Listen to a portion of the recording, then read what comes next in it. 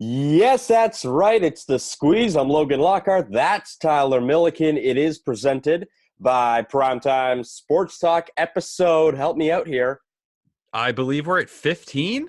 Wow, 15. How about that? And it's the trade deadline show, and probably the craziest trade deadline in the history of the league. I mean, I said they were doing their best impersonation of the NBA and NFL yesterday.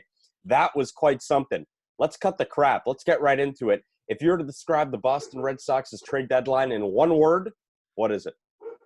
One word. I'd say mm, disappointing. I think disappointing, but I think the way people are looking at it is also unrealistic. Listen, entering the year, it's easy to use context of where this Red Sox team was, what their window was, where they were trying to go. This year was supposed to be that building block into a window of competition. You were supposed to take this year and kind of figure out, all right, these are the pieces we're moving forward with. We're definitely above a 500 team, but can we really compete with the best of the best in baseball? We're not sure yet. Most likely not. That will be next year. It made sense with where the Red Sox were at the luxury tax, their offseason spending. It was kind of just filling out the roster and understanding who's going to be here for the next run. Now, it's been a crazy year for the Red Sox, right? They've rose to first place in the AL East. They're barely hanging on by, everything right now. They've overperformed in just about every aspect. Alex Cora has shown why he was so valuable to this team. And once people saw the Max Scherzer rumors, I think, and the Jose Barrios rumors, everything went out the window. People went from expecting, I'll take Anthony Rizzo and a good bullpen arm to, we need to make that mega deal. I want to be the Boston Red Sox of, past where we're in the middle for every major player. The rumors came out that John Henry and ownership were pushing Chaim Bloom to make a deal for Scherzer, which Bloom denied. He was going to deny it one way or another, so I don't put too much stock in those comments either.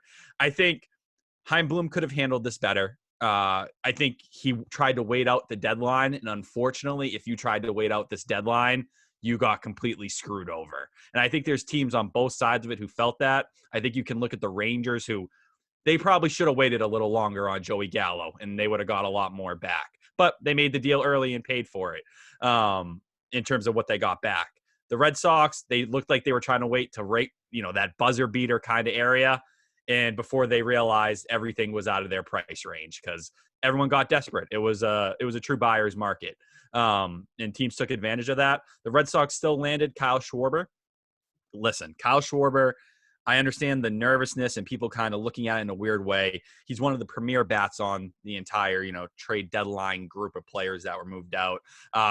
Basically, if you look at OPS plus, he was right in the same area as Nelson Cruz this year. Now, is he the same hitter as Nelson Cruz? No, he's not that consistent. No one would say that. But even if he's, 20% less of that, 120 OPS plus guy, that's great. I think the move would have looked a lot better if you had added someone who could play first base, and the experiment to try to teach Schwarber first base wasn't do or die at this point, because you would have been able to give Hunter Renfroe some days off in the outfield, send him against those tough righties that have really been eating him up this year. So I think they got the impact bat. I do believe Schwarber will be able to play first base. If Franchi Cordero can learn it in 10 days, I think Kyle Schwarber, a guy who was a catcher when he was drafted. We know he's played mostly outfield to this point. Played one at bat, I think, at first base in the big leagues. Yeah. In terms of the reliever stuff, Austin Davis, Hansel Robles, it's I like the Davis move. It's nice with team control, but that's not what they needed. Robles doesn't do anything for me whatsoever. That was the deal to get below the luxury tax threshold. I get it. Losing Aldo Ramirez in the Schwarber deal, I think that's a fine return there. I don't see why they couldn't have gone and got a Ryan Tepera when the White Sox gave up, a prospect in their 20 to 25 range, and their system's worse than what the Red Sox is.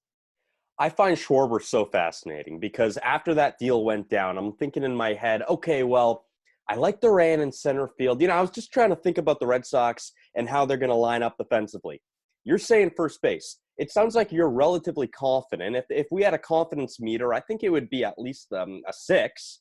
Right? Yeah, I think that's a great 6.5, 7, right in that area. And I just there's plenty of guys who have picked up first base and found a way. And then the answer from Red Sox fan is, oh, look what happened to Christian Arroyo, a week and a half ago, where he stretched at first base in his first game and he blew out, a hamstring. Yeah, that happens, right? But you also have Franchy Cordero who's doing his thing there. You don't have to go too far back. Hanley Ramirez picking up Yep. first base after being Hmm. the worst outfielder in all of baseball, or another former catcher, Mike Napoli, who turned into a Gold Glove first baseman. I'm not saying Schwarber is that guy. I don't even think he'll probably be a little below average over there. But first base, let's not act like it's rocket science. Right, and there was some pushback yesterday. People saying, "Well, you can't just hide guys at first base." You know what? I think Schwarber can learn, and he's adapted to different kind of roles on the Cubs especially. So I have confidence as well that he'll be able to do it.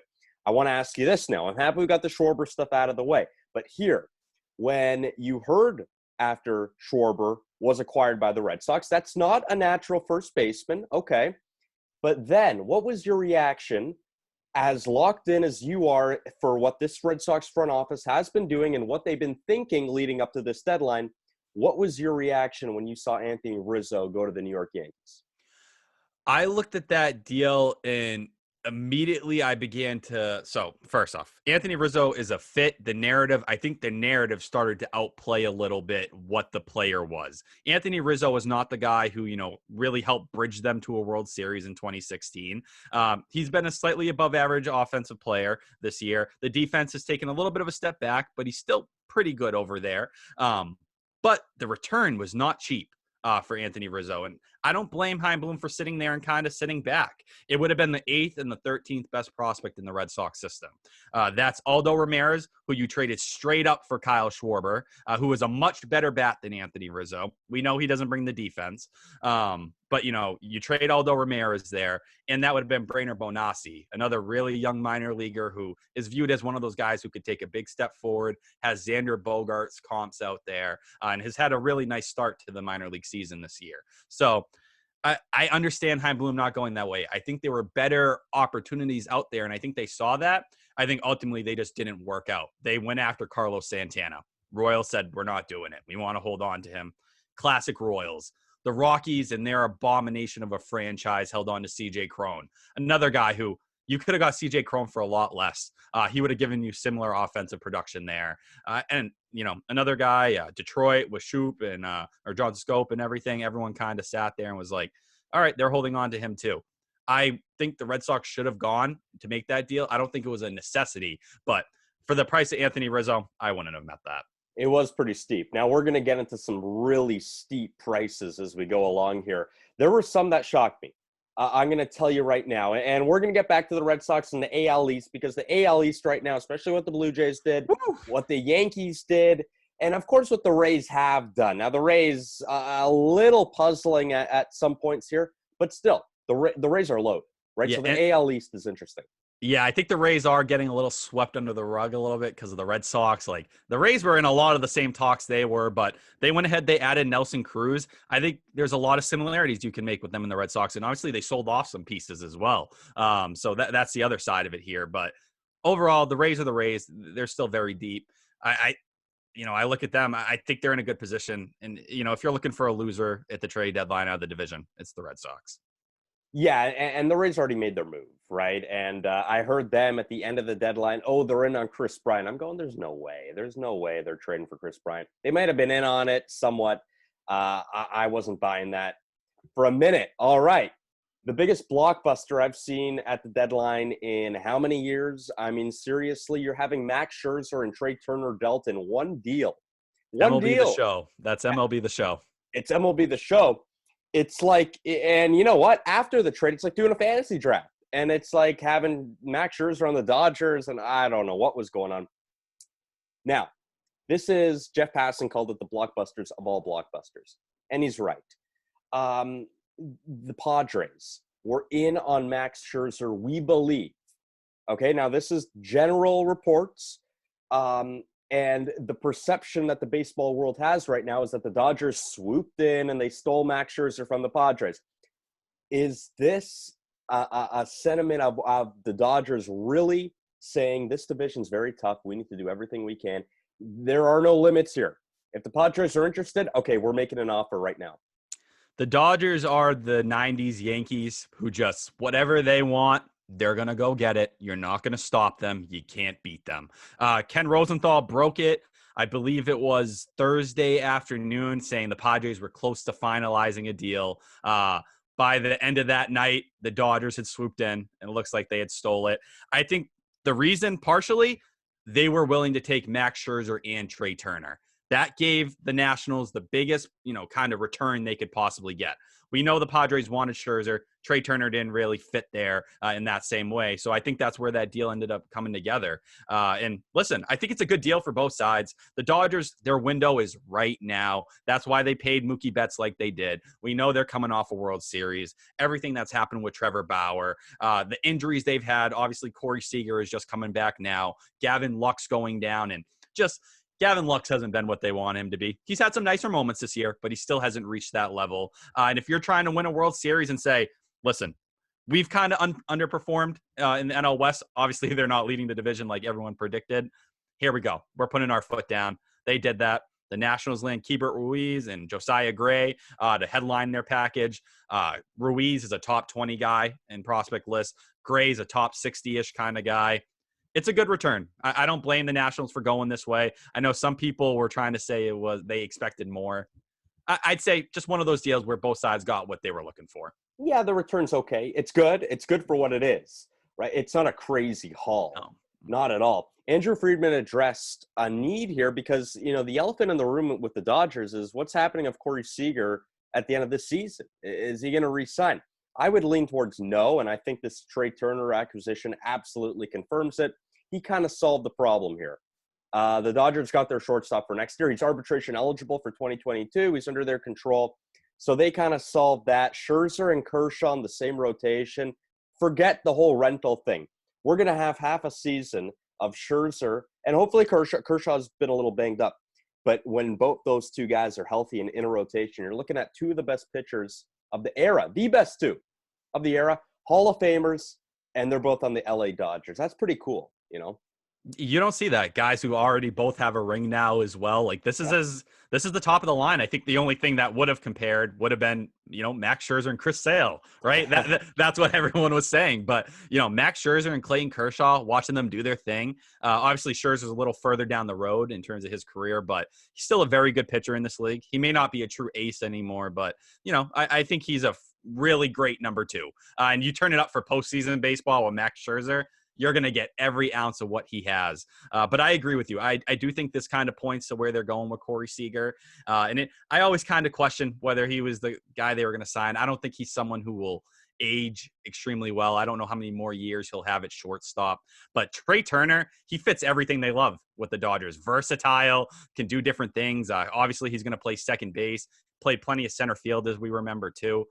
So good on Andrew Friedman. It's once again, when you build up your organization, your farm system, and stayed under, the luxury tax like they did to get to where they are today, these are the things you can do. This is what the Red Sox hope to do.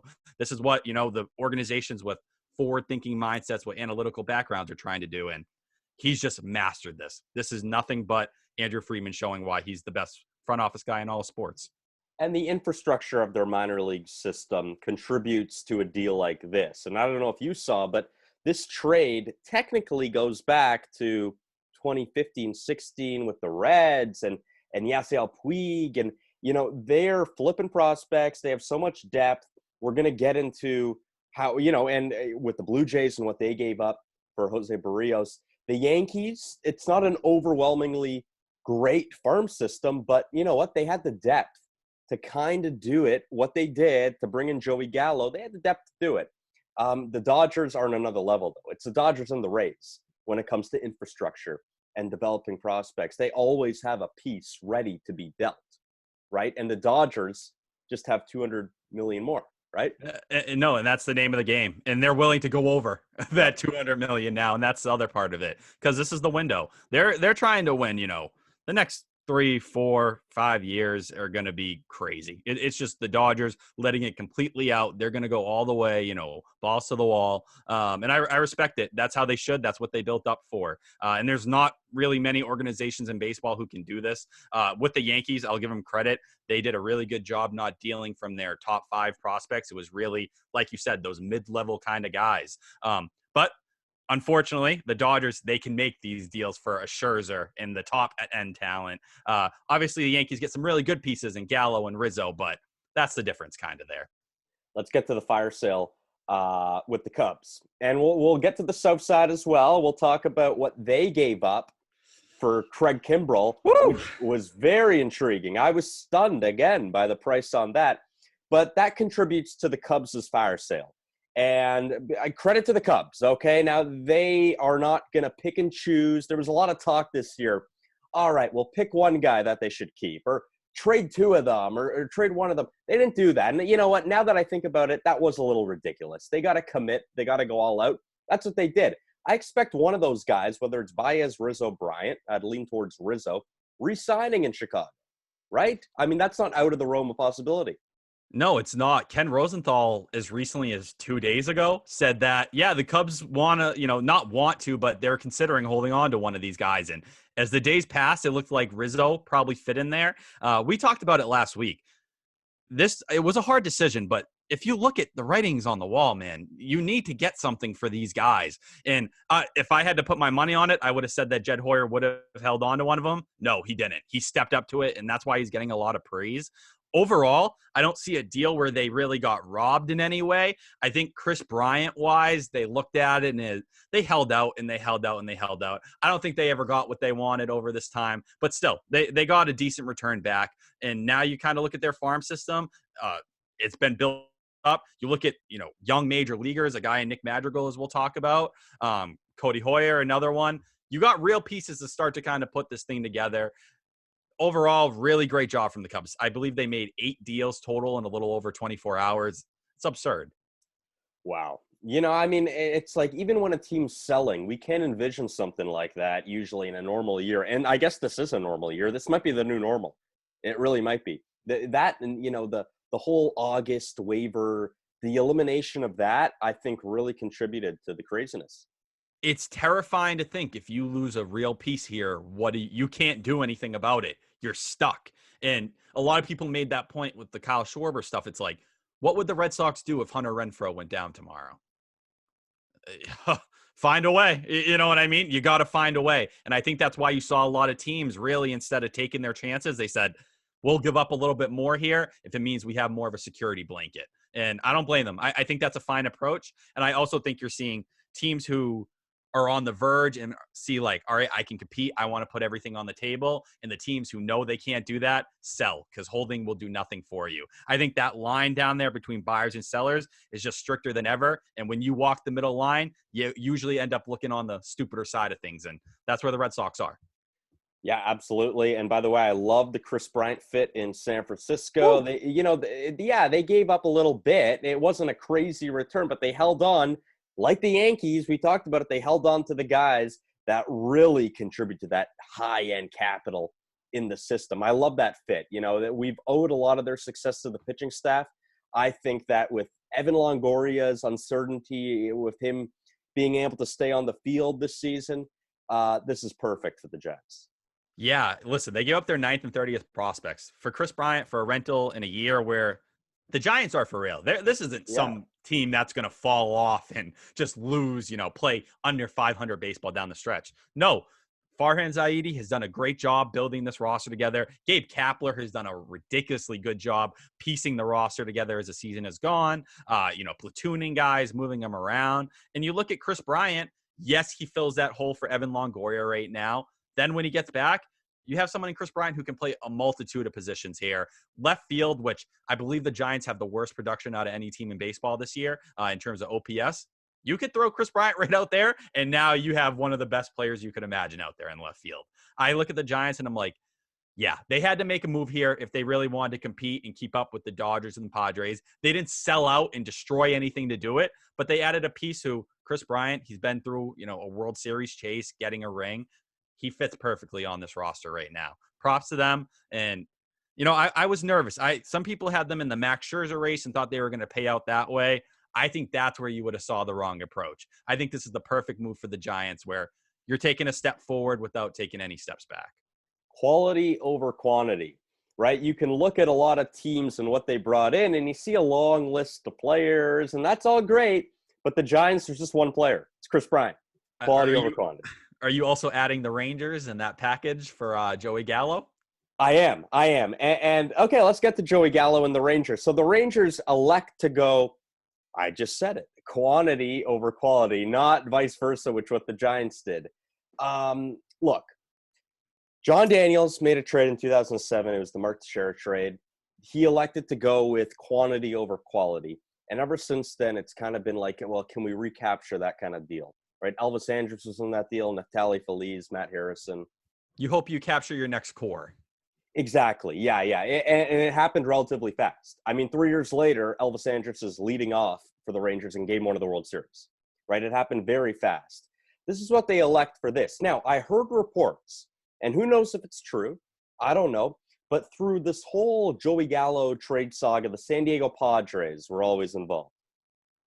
And the reports are is that, well, if Eric Hosmer went the other way to the Rangers, then you would have seen a very highly rated prospect within San Diego's system go to Texas. That would have been the quality kind of trade. Of course, the Rangers would have taken on that whole contract that Hosmer has.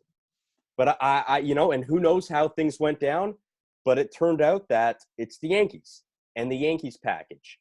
And it's 4 prospects. Glenn Otto, they got a guy we could see in the rotation this season, and the rest are, we'll see. A-ball right now. Ezekiel Duran, great athlete. We hear all the things. So there's pieces there, but it's quantity over quality 100%.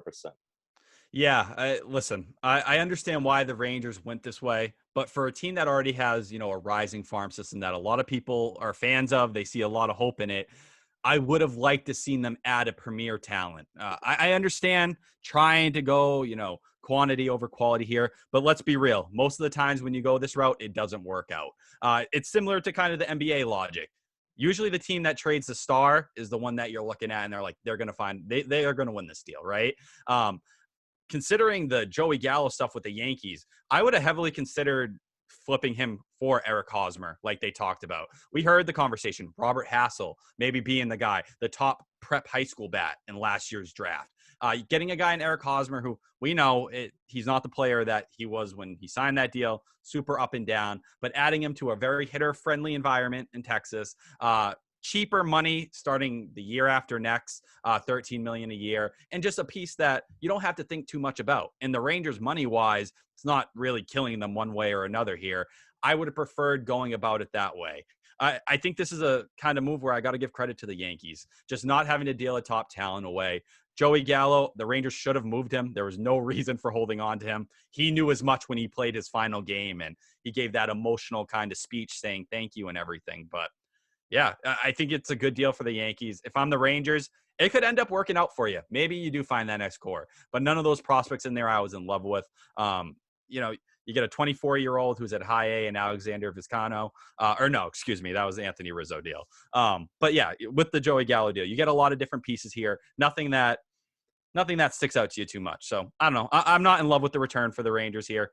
I think it's just a move they had to make, just probably not the one I would have went about. Right. It's not like Clark Schmidt is going to the Rangers. And initially, that's what it appeared to be. I mean, initially, it seemed like a haul was going to Texas.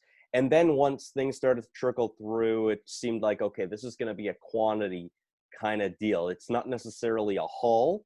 It's just more about, okay, we'll take a bunch of your middling prospects. And it does, if you think about it, right? In terms of what the Rangers are saying, they believe their window's opening up in the next 2 to 3 years, right? If you're sitting there and you believe, all right, depth is going to help us more to make pieces to make us a competitive ball club once, we're already in that area. All right. I don't think the Rangers are making that leap. I don't see it. The front office can think what they believe, but if they end up competing and they're a really good team in a year or two already, then this deal makes more sense. Because when you have depth in the farm system like this, you can make those moves to make your team go from a good team to a great team. Exactly. And we'll lump in the Kyle Gibson trade as well, just quickly.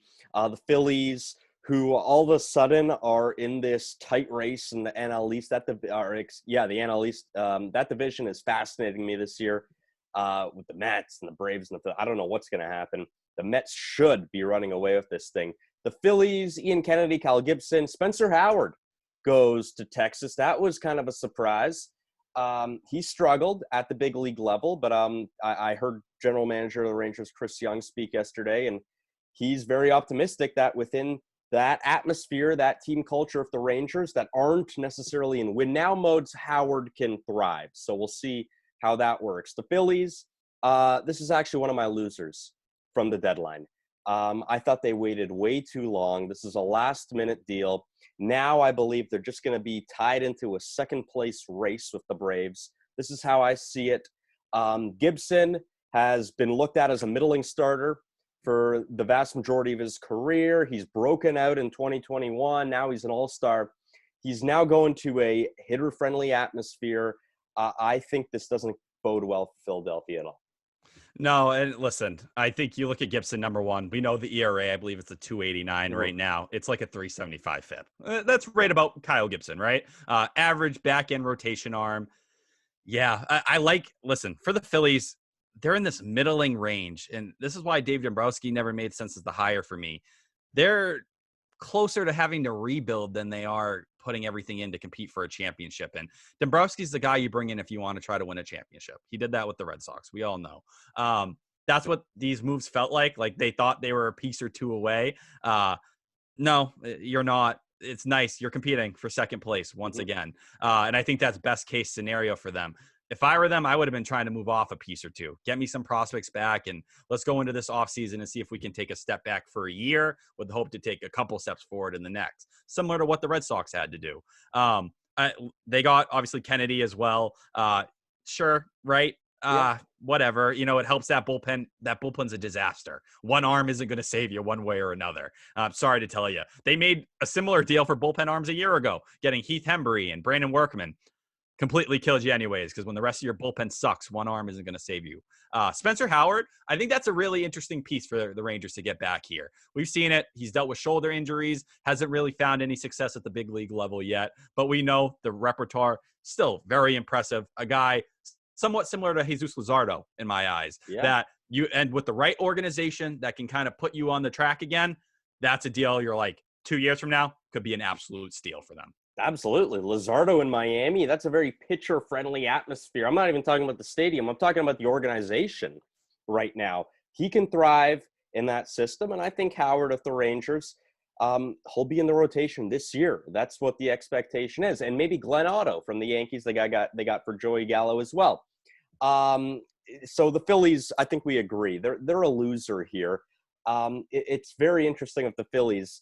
The Rangers sent them $4 million as well, which means they stay under the luxury tax threshold. And of course, that becomes a big part of this conversation and what the Phillies did at this year's deadline.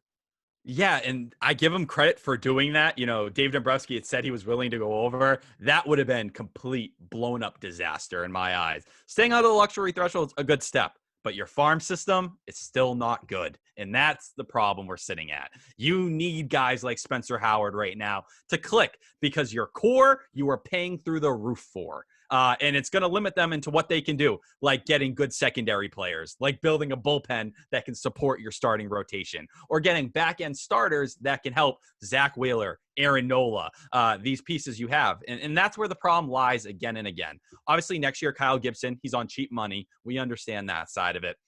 But still, I feels like they're trying to tread water, and it's like treading water ain't going to help you guys right now. You just got to realize the situation for what it is. And they're not able to do that. Their owner doesn't want to do that. So they'll sit in this mediocre kind of level of purgatory for the time being.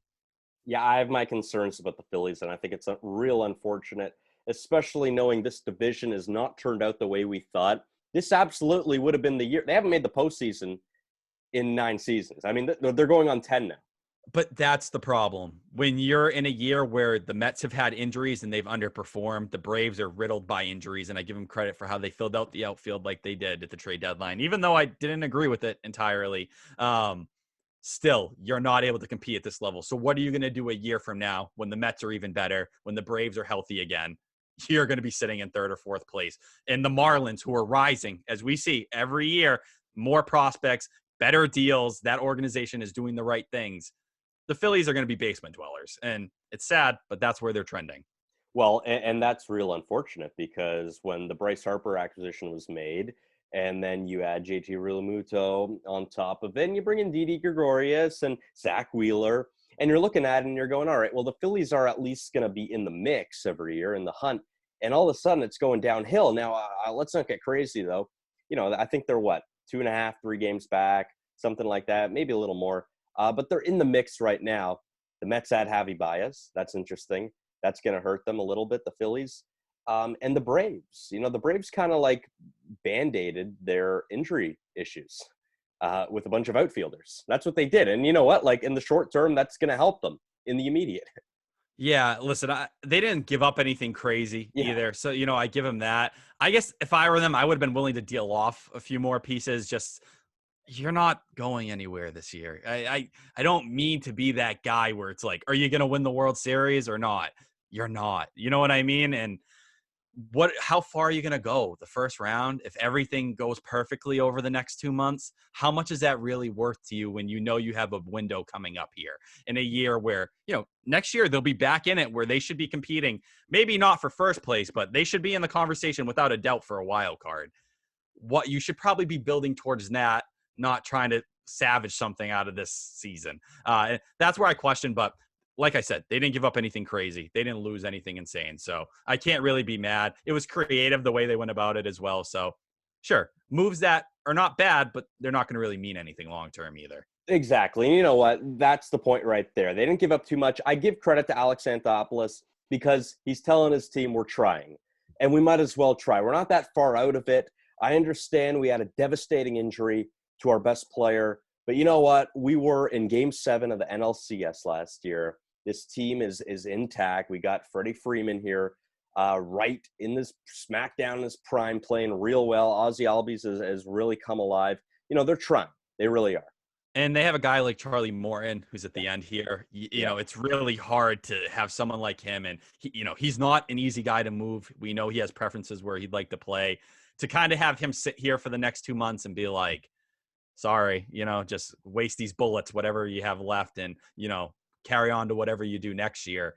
That's a tough sell. I wouldn't have gone about it this way, but this will earn some points with that Braves clubhouse, which is never a bad thing, especially, you have a guy like Freddie Freeman, you're getting ready to pay. This stuff all pays a little bit here and there. It's just, it doesn't mean much in the long run. I would have liked to see them build a little bit more for the upcoming year, but I don't think it's going to mean too much one way or the other. Yeah, and they'll have the offseason as well to kind of retool and when Acuna gets healthy. And then when we enter 2022, we might be looking at the Braves as saying, wow, they're back. This is like the 2020 Braves kind of deal. Blue Jays, I can't wait to talk about this deal. Simeon Woods Richardson, Austin Martin for Jose Barrios. This is a steep price. I was actually stunned, Tyler, when I saw the price they paid. I thought that other teams were paying a lot less for substantial buyer's pieces, and the Blue Jays bring in Jose Barrios, who I love his stuff. I really do. We've talked about him on this show before, but this is a steep price, and this speaks to the Blue Jays' depth in their system. They have a lot of high-end prospect capital. They have a really good system, which makes this deal acceptable. They didn't empty house and the farm, but yet this is a steep price. Yeah, it felt like the immediate reaction was Blue Jays got fleeced. I tweeted it out myself, and I do believe this was steep. This was a big return, but I think they looked at it as there were other teams like the Padres who felt the pressure. I need to match Max Scherzer. I'm willing to go head-to-head and bet back and forth. The Yankees, another team that were in on this, who were really making a push with what they did at the trade deadline. Overall, it's the kind of move you're going to have to wait and see. I think Simeon Woods Richardson, he's having a rough year at AA. We all know that, but he's a top 60-ish prospect. Austin Martin's a top 15, arguably the number one talent coming out of last year's draft, right? Who fell to 5 and then got big bonus pool money, which affects the other picks in that draft as well, which is a little bit of a hard pill to swallow. But I like Jose Barrios. I still think there's another gear there. I don't know at this point. We still talk about him like he's been here in the big leagues for 2 years. It's not like that anymore. Mm-hmm. He has another year of control. We know that. But, we have almost a handful of seasons really here, really a handful of seasons worth of starts to kind of evaluate him. And it's been up and down. It's been inconsistent. And we've really never seen the ace level stuff even for a whole season. So I think right now he's a fine number 2. He's having a pretty good year this year, a 350 kind of ERA year. It's not like the advanced metrics point down in one way or another. Last year, he wasn't great. It was a 4 ERA kind of year. But if he can join the Blue Jays and become part of this young core and take it to another level, maybe this is what pushes him.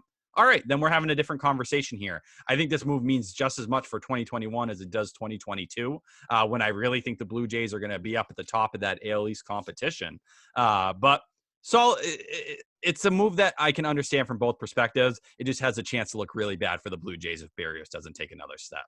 Yeah, and I do think there is another gear to Berrios for sure. I mean, yes, is he the pitcher that we expected? Maybe not. But I do get that impression, and I think you hit the nail on the head in the Toronto market. I get the impression that what a lot of people are doing, they're rewinding the clock a little bit, and they're acting like this is 2019 or 2018 and saying, wow, look at this. I mean, future ace. I mean, listen, he's going to be a free agent after 2022. I mean, out of team control. This is not some young stud anymore. The time is now, and he better make an impact because they needed to add a starter.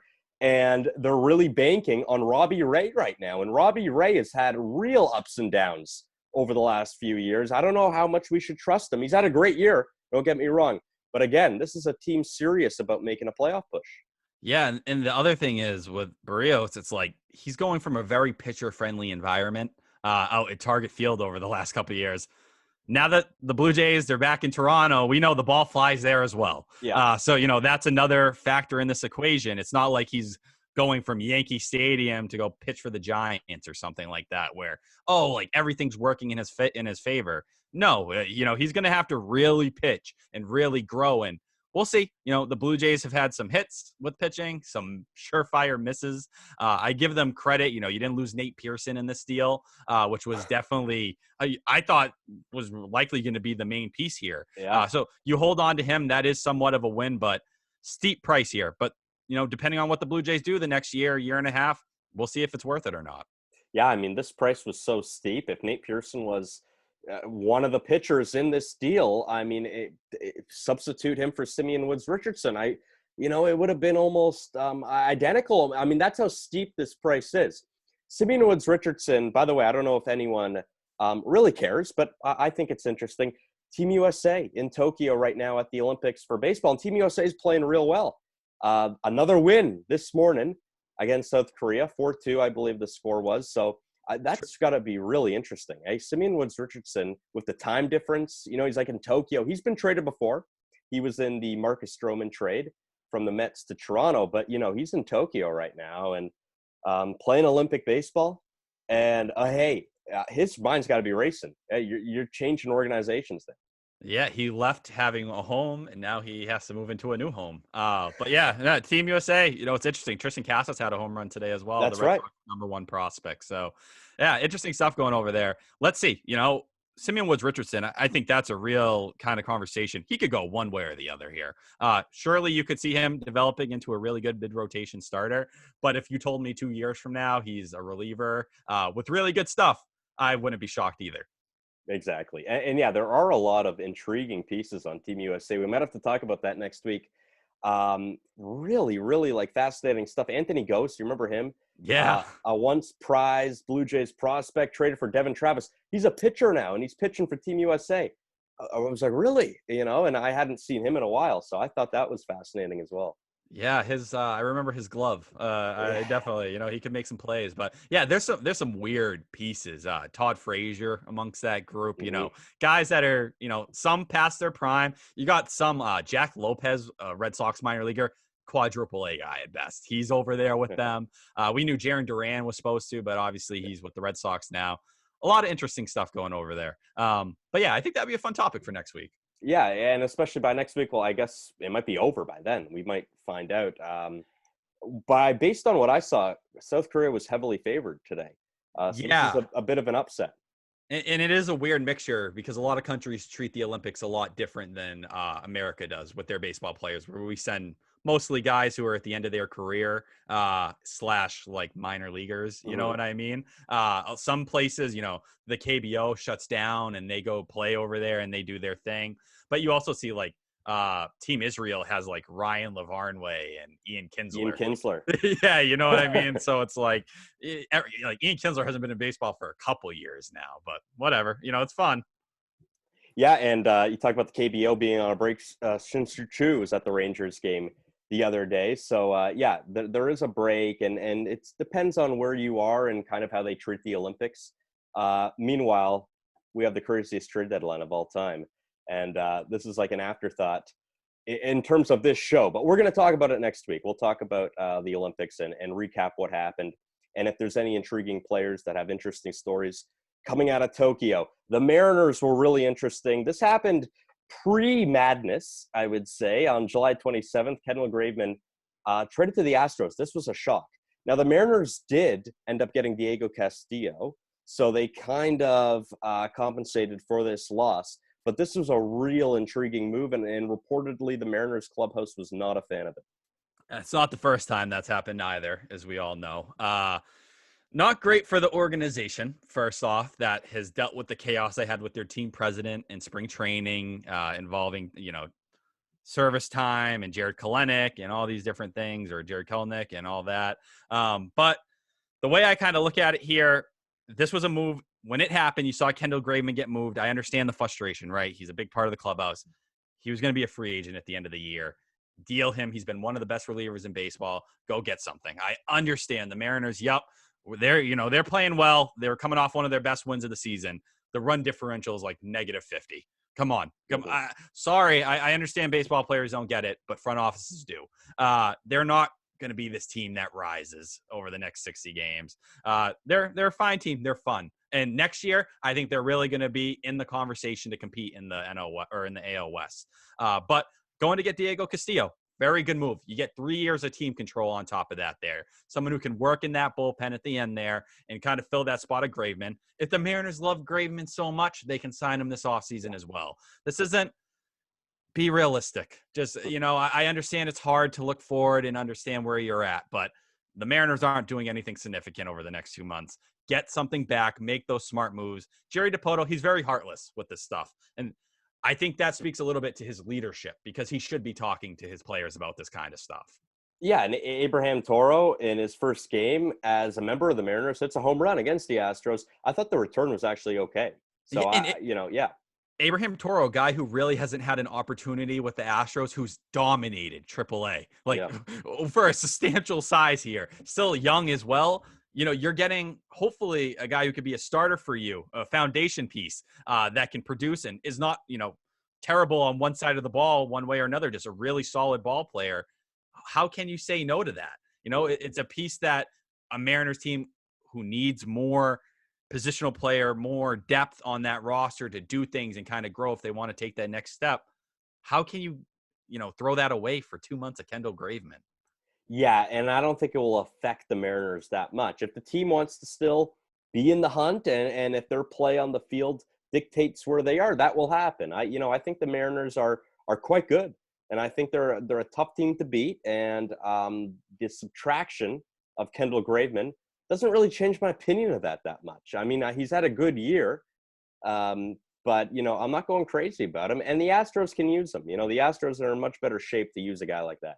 Yeah, and it worked with their luxury tax as well, which Yeah. was also a really big thing for them. But Jerry DiPoto said the window starts in 2022. Okay, he's acting like it. He's not doing anything that he said he wouldn't do. So there it is. But it just speaks to the disconnect there is with the players in the front office there. And that ultimately might end up really hurting them down the line, where players aren't going to want to go there. I think that's a fair conversation. But from a standpoint of moves and, worth and what the deal was, it was the right move. Let's wrap it up with this. 3 winners, 3 losers. We already have 1 loser, I think. We've already discussed the Philadelphia Phillies, so we'll chalk that up as 1 right there because we both agree on it. But give me a winner. I'll start with the Dodgers, the easy one. They get 2 pieces that put them right where they want to be as they go down the stretch here and try to compete for a World Series. No one made moves like this at the deadline. You can't compete. Dodgers being the Dodgers. You know what? I'm going to go and stay in the West, but this time in the American League. And I know there's been a lot of questions about, well, they gave up Luzardo and this and that. I like what the A's did. The A's are saying, you know what, our window's now. I give them credit for what they did. This lineup now, that trade at the Nationals too, Josh Harrison, Young Gomes, the lineup really, it's diverse. Bob Melvin can do a lot of things with it. I think it's a formidable lineup. And Starling Marte in the number 2 hole every day. I think the A's with the Yankees, the Blue Jays, and the Mariners poised to really kind of push them a little bit. I think they had to do this. And I think with the wild card disappointments in the last few years, enough fooling around. Oakland was a buyer, and I love what they did. I like that. So I'll round it out. I'll go Yankees as my third there. Yeah, with the A's, first off, before I even go that far, we realize their farm system, they need to really start building things up over there, but they're in the race this year. They have issues going on. We know with their location and everything like that. I think they're getting ready to take a step back. We know Matt Chapman's contract, unfortunately, is wearing down here. Matt Olson will be in that conversation as well. Most likely they're going to have to sell some big pieces, I think, this offseason to kind of get back to where they are, where they need to be, with what they can spend and what the farm system has to be. Pour it in this year. And though, we're not talking Dodgers pour it in, but no. This is the A's version of that. Compete, exactly. See where it goes. The American League is still pretty wide open. The White Sox may have changed that conversation a little bit here. But you know what I mean? I think it's one of those spots where they did what they had to do here. Yeah, exactly. They're going to recoup the farm system. They will. It's going to happen. Now, the whole thing about Luzardo, the A's have done an exceptional job recently at developing pitchers within. Cole Irvin, Chris Bassett's and others had a great year. So I don't think there's any panic. They're one of those teams. They're going to have pitchers. They're going to find guys, if you know what I mean. And the A's aren't a team that is known for missing on arms. And listen, right. I like Jesus Luzardo. I'm curious to see what the Marlins can do. But the fact that a team that really can't afford to miss on a guy like him is willing to move him off. And we know what's happened with the broken hand this year, the underperformance. We know it all. It says it's a little warning sign to me if I'm the Marlins who just got him. But yeah, I think they did a very solid job at the deadline. My third, I'll go the Giants. They didn't have to give up, or you know what? Actually, hold back. Let me pull that one in. I like what the Giants did. I had 3 my own that I came up with, but I'm going to throw the Yankees out there. They didn't lose any of their top 5 prospects here. They got a guy in Joey Gallo who not only fixes an immediate need, but helps next year as well. Anthony Rizzo, I think, is a nice piece for where they're at right now. Bringing Andrew Heaney into the mix, I think that's another solid arm that could really do a lot for them as well. Listen, I don't think the Yankees did anything to really mortgage their future here. If anything, they set themselves up well for next year. They address holes that they have right now, and they're a lot closer to the second wild card than most people realize. Absolutely. And this team, before the Red Sox series, was kind of on a roll, right? And then the Red Sox series happened, and there were some devastating losses. Ripped their hearts out. It ripped their hearts out. It really, I think a lot of people in New York were saying the season's done now. I mean, it's got to be. But they kind of came back, and they're playing better again, and they saw the Phillies before they saw the Red Sox, and they looked really good against the Phillies, and they're kind of doing the things that they didn't do earlier. Yeah, and we talked about it last week, with Joey Gallo. I said this is the move that Brian Cashman needs to make if he hopes to somewhat reverse a lot of the mistakes he made over the last offseason, and he made that move. I give him all the credit that I could possibly give him for that. They didn't wait the market out. They attacked when they felt necessary. That's something Chaim Bloom didn't do. That's something the Red Sox didn't do. So you got to give him applause, give him his credit. So you like the Dodgers. I like the A's. The A's were kind of my dark horse. Let's talk about them. That's under the radar that I like because no one's going to mention them as a winner. And then the Giants and Yankees you mentioned there, Yeah. I got to give credit to the Giants. You don't give up anything significant in a farm system, especially at the top that has a lot of nice talent. I think Chris Bryant's just the perfect fit. I couldn't think of a player on this deadline that would have done more for them. Losers. I already talked about the Phillies. We got into them a lot. I think the obvious loser, I'll just throw it out there, it's the Padres. They lost out. You know what? And look, they just got outbid in a lot of cases. The Blue Jays, for Barrios, gave up a lot. And the Padres, credit to them, they didn't pay that. They don't need to, I don't think. They're okay. And they lost out on Max Scherzer. They just didn't make the deals. And you know what? That might not be a bad thing. But for this deadline, if we're going to claim winners and losers, they're in the losers category.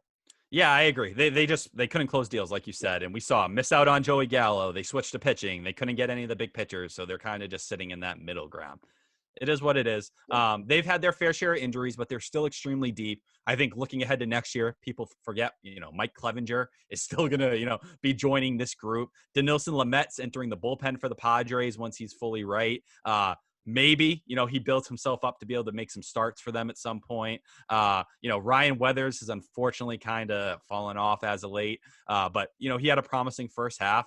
Let's see where it goes. Yu Darvish has been scuffling too. So, I understand Padres, looking at it and feeling like they had to make a move, but I also give them credit for not completely selling out. But they should have done something with that Eric Hosmer deal, because now it's just, you know what I mean? They do have a little bit of a situation here that's a little uncomfortable. Yeah, it is. And I think if they could have flipped them in a Gallo deal, we would have looked at the Padres much differently here. But you know what? They did get Adam Frazier. Let's not forget. We're acting like the deadline was just yesterday, right? They did make their move.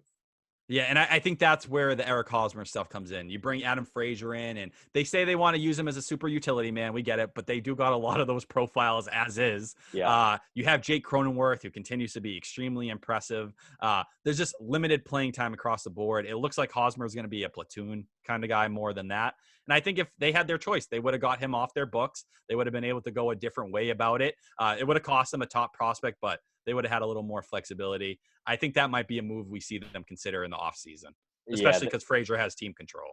Exactly. The addition of Frazier really changes everything. It's like there's a lot of cooks in the kitchen there. And whether that bodes well for them or not, I don't know. But that's just the reality of what the Padres situation is. Yeah. The next loser I'll throw in, and listen, it's obvious, the Rockies, who just – right. I don't even it's hard to say anything. Trevor Story put it best. He's just confused. What are you doing? What, really? This is where we're at. Your franchise is nowhere near competing with three teams all on the upswing in the NL West. You're getting clobbered left and right. Players speak bad about your organization. Your last hometown hero in terms of, a guy who exploded there, and Nolan Arenado, obviously not from there, but, he was the face of that franchise. Very bad reports coming out from him. Trevor Story can't even comment. He's so disgruntled. What do we, you had Daniel Bard. What are you holding on to Daniel Bard for? Well, yeah. What are you holding on to CJ Cron for? I know an injury popped up, but we saw, Dan Duffy go to the Dodgers. There was abilities to move guys Kyle Schwarber to the Red Sox who weren't healthy. What are you clinging to? For what? What are they going to do? You think the comp pick is worth more than what someone would have gave you for Trevor Story? No. Idiotic. Yeah. You know what? It was confusing. I think that's the best way to describe it. Now, I heard that they were actively telling teams, we're not trading John Gray, we're not trading Daniel Bard. Really? I mean, you wouldn't listen to an offer, right? What if someone said, we need a reliever? Hey, Bard would be good. And the Rockies are telling teams, no, we're holding on to him. I don't get it. I don't understand really what's happening. And look, I want to give them the benefit of the doubt. I'm really trying. I just can't rationalize it. I was thinking about this last night. I'm thinking, okay, think of one good reason of why they can hold on. I can't. And maybe I got to wait and see, and maybe in the offseason something happens and it makes a little more sense. Right now, none of it. No, and listen, all right, the John Gray thing, I could have the conversation. He's open to signing an extension. Okay, sure. The other pieces, you have no reason to hold on. Like, the Red Sox swapped Michael Chavis for Austin Davis with Pittsburgh, excuse me. Whatever, that's under the radar move you're going to find. You're telling me you want to take in Michael Chavis, a guy who could probably succeed at Coors Field with his power, for a CJ Cron, for a Daniel Bard? Like, what are we thinking here? Trevor Story's never going to re-sign with you. Really? Are we doing this again? His biggest mentor, Nolan Arenado, just went through this whole thing in front of him. He watched it. Just that organization, man. I'm getting to the point. Like, Major League Baseball is going to have to do something, because these are moves that are borderline unacceptable. Like, it feels like they're just okay being garbage just because they're a Major League Baseball team that's going to bring money in. Yep. You know what? It is confusing, and Trevor Story, 99.9% will not re-sign, and they'll get a comp pick out of it. So they want the comp pick. That's what they wanted. And maybe they didn't like the offers. They didn't want to just give them away, and they want them around for the second half. That's my way of trying to rationalize it. I've heard the commissioner speak before where he has said, especially when Jeter and his ownership group bought the Marlins, he doesn't get involved in personnel decisions. Look, with the Rockies, I don't know. They do have a couple pieces on that team I do like, but they were in a totally great position, and a very good one, actually, to have a good seller's deadline and retool a little bit for the offseason and look a lot better going to 2022, and I think they blew it. When your comments are, I think we've really underperformed the last few years. I still think this team can compete. You're lost. Well, yeah. How do you say something like that? Mhm. Look around you. That's all it takes. Look around you. The Giants are going up. The Padres are going up. The Dodgers are going up. They all have elite farm systems. The Giants, it seems like they're going to be willing to give out a contract sometime soon. We know the Padres and the Dodgers, they don't care to give out contracts. They'll do it left and right. You can't afford to give out contracts like that. You don't want to build your farm system up. What's going to happen? You're going to sit there and be garbage. It's called reading the room, and they're not doing that. And that does not bode well in this division. Okay, if you were in the NL Central, all right, let's see how it goes the next few years. This division is murder's row. These teams aren't fooling around. One of them just got Chris Bryant. The other just made the biggest blockbuster I've seen in decades. It's so bad. It's so bad across the board. Let's something less bad. The Phillies were my other loser. I'll throw in there. Like we kind of already hit on, just not moves that are going to do anything for them over the next couple of years when it's obvious they probably need to take a step back, build up the farm system so you can support your core. That's not David Dombrowski. He's not going to be the guy to build up that farm system. They're in purgatory for being mediocre. It's a tough place to be. Yeah, I think the Rockies kind of brought the mood down as we went to the next loser there, the Philadelphia Phillies, and what they did. Yeah. Listen, it's hard to be a loser, but when you compare yourself to the Phillies or to the Rockies, at least you can feel good if you're the Phillies.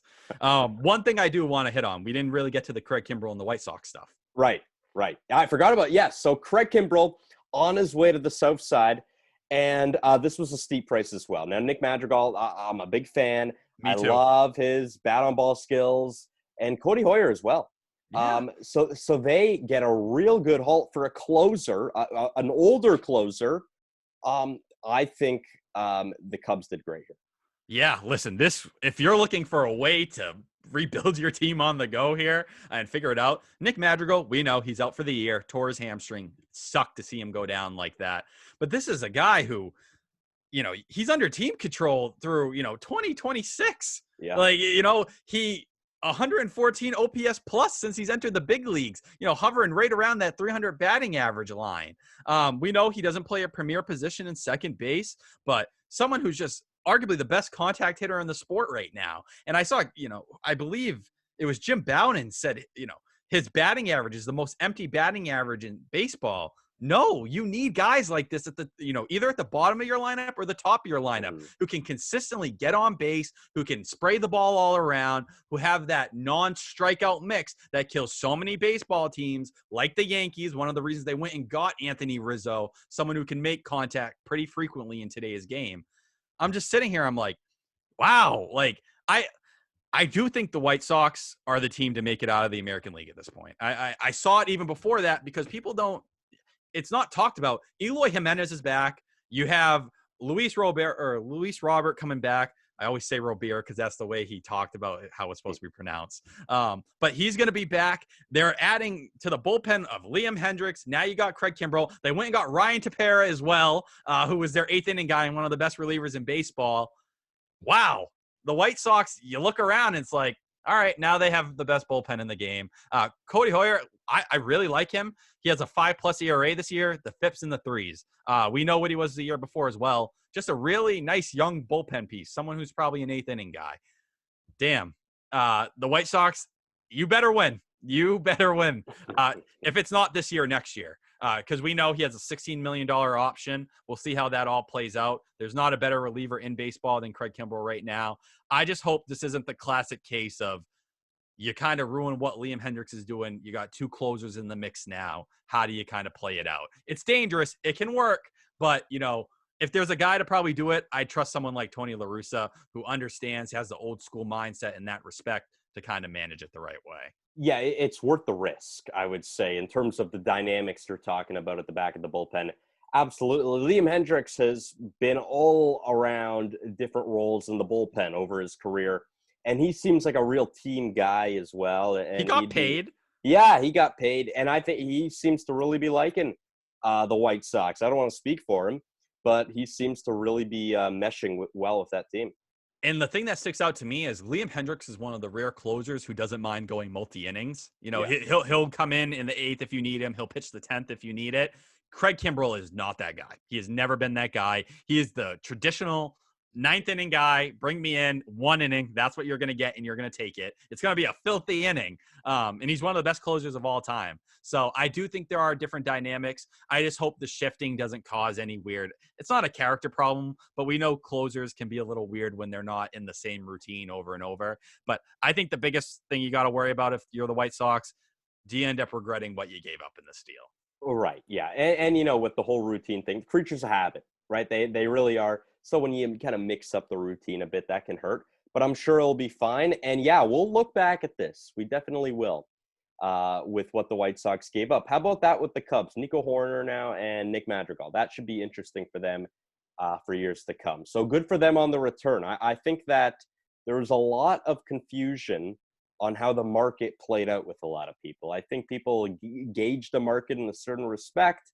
They see Max Scherzer go for a certain price, then they see Jose Barrios go for a certain price, and they kind of compare those two, and now you see Kimbrel, for example, go. I mean, it was just kind of all over the place. It was madness. No, it was. And that's what happens. That's why you saw someone like Heimblum, who hasn't been in this position before. He got beat by the market. You misread it. You didn't handle it great. It happens. You know what I mean? Like, what are you going to do? You just kind of got to chalk it up to when you walk the middle line, you better know what role you need to play. And if you don't know what role you need to play, you're going to sit and watch all these other teams do things and be left standing there kind of frustrated. But this will be a trade deadline we remember forever. There's not going to be one that matches this, anytime soon. I'd be shocked. It's usually a disappointing trade deadline. Let's be real. So it was fun. It was fun, even for a Red Sox fan. Quite honestly, across all sports, there have been disappointing trade deadlines where you're excited and nothing really happens. Maybe one move, but it doesn't live up to all the anticipation. This not only delivered, I'm still a little stunned, and it hasn't sunk in. Seeing Anthony Rizzo in a Yankees jersey was odd. Chris Bryant in a Giants jersey is going to be odd. And I don't know if you have the same feeling, but for me, Baez in a Mets jersey, that's going to be the weirdest. Yeah. Listen, Javier Baez and Francisco Lindor. We know Lindor's not going to be back till about mid-August, right? But two guys, childhood friends, high school rivals, Team Puerto Rico, like, what more can you ask for? This is as cool as you're going to see something. This is a childhood dream.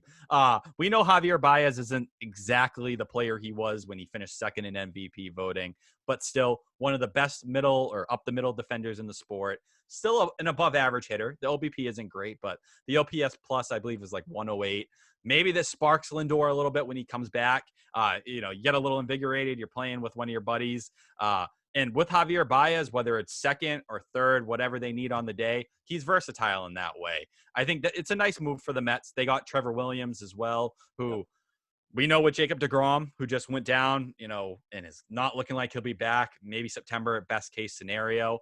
You kind of cling to, but he's not going to be back for all of August. Gives them a little more depth in that rotation. I still think they needed a better starter than that, if I'm being honest with you, but that all plays into what the NL East is going to be down the stretch. It's going to be a little bit of a bloodbath, I think, of really, a little above average to mediocre teams fighting it out. Much like the White Sox, right? The Mets have dealt with a number of injuries, and I think that when both teams are at full health, they're just not being talked about enough.